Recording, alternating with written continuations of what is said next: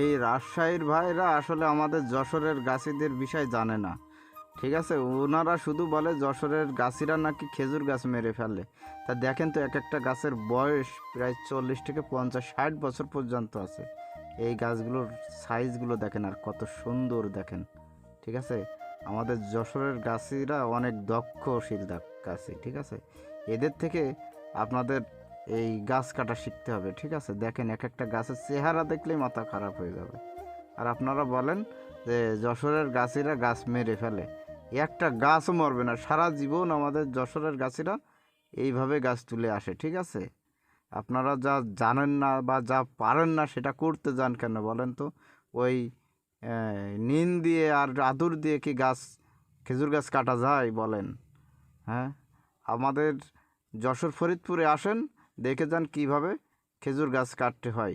ঠিক আছে, ভালোভাবে গাছ কাটেন, শিখে রাখেন এই জিনিসগুলো।